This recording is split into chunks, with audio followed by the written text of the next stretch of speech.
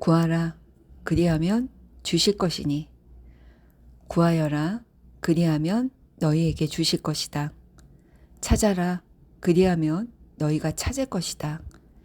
문을 두드려라 그리하면 너희에게 열어주실 것이다. 구하는 이마다 얻을 것이요 찾는 이마다 찾을 것이요 두드리는 이에게 열어주실 것이다. 너희 가운데서 아들이 빵을 달라고 하는데 돌을 줄 사람이 어디에 있으며 생선을 달라고 하는데 뱀을 줄 사람이 어디에 있겠느냐. 마태복음 7장 7절에서 10절. 성경에 따르면 떡을 달라고 하는데 돌을 주는 일은 없다. 한마디로 내가 구하는 것을 얻을 수 있다. 잠재의식의 응답을 받을 때까지 계속 구하고 찾고 두드려라. 잠재의식은 반응하는 본성이 있다.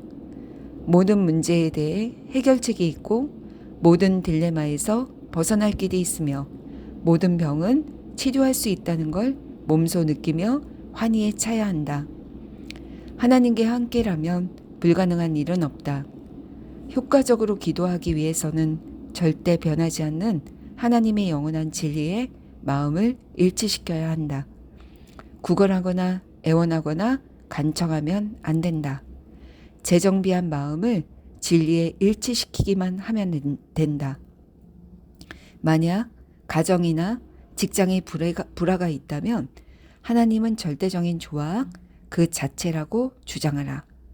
하나님의 조화가 나의 마음을 관장하고 다른 사람들의 마음에도 하나님의 조화가 깃들어 있다고 생각하라. 날이 저물고 그림자가 사라지기 전까지. 아가서 4장 6절. 계속해서 말이다. 이렇게 기도하면 결과가 있을 것이다. 평화와 화합이라는 관점에서 생각과 이미지, 반응을 재정비하라. 다른 사람 안에서 증오가 보인다면 하나님께서는 사랑으로 모든 부정적인 감정을 녹인다는 것을 알아야 한다. 참된 하나님은 곧 참된 나라는 진리를 깨우치면 이러한 진리가 나를 자유롭게 할 것이다. 곤란한 문제에 해답이 보이지 않는다면 하나님의 지혜가 그 답을 알려주시리라 생각하라. 그러면 정말로 그 해답을 얻을 것이다. 내 삶에서 가장 차원이 높고 가장 좋은 것과 생명의 원리 그리고 현재의식과 잠재의식이 가능한 방식을 하나님이라고 부른다. 하나님의 사랑과 평화, 조화, 기쁨이 있는 곳에는 악이나 해로움, 질병이 없다.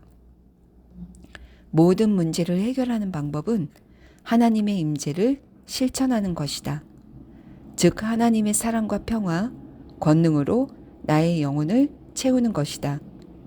아프거나 병에 걸릴 거라고 실패해서 고통을 겪을 거라고 믿으면 믿음에 상응하는 반응이 일어날 것이다. 그 사람이 의롭든 의롭지 않든 선하든 선하지 않든 햇살은 모든 사람을 비추고 비는 모든 사람에게 쏟아진다. 하나님의 위대한 진리는 모든 이에게 적용된다.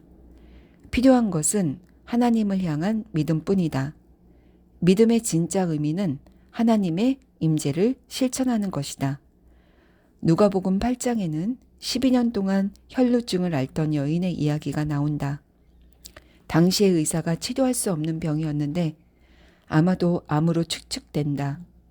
성경에 따르면 여성은 인파를 뚫고 예수님 뒤에 와서 그분의 겉옷을 만졌고 병이 치유되었다.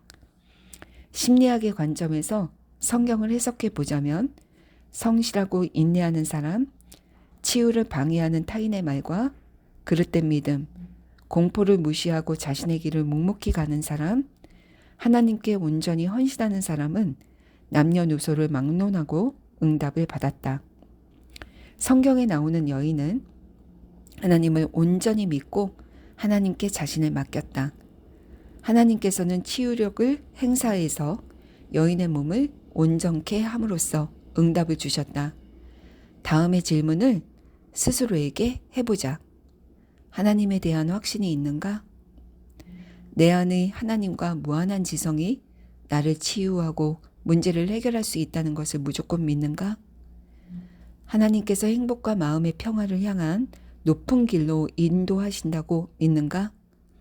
이 질문들에 그렇다고 대답할 수 있다면 나는 높은 자아 또는 하나님에 대한 확신이 있는 것이다.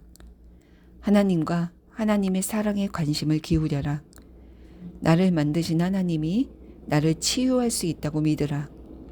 진실하고 정직하게 하나님께 모든 능력을 바치고 충성하고 헌신하라. 당장 마음을 바르게 쓰기 시작하라. 내 안에 계신 생명과 전능하신 하나님 외에는 다른 존재에 힘을 실어주면 안 된다. 그러면 혈루증을 앓았던 여인처럼 될 수 있다. 그녀는 믿음으로 인간의 마음을 통과해 정신적, 감정적으로 하나님의 존재와 맞닿아 순식간에 치유를 받았다.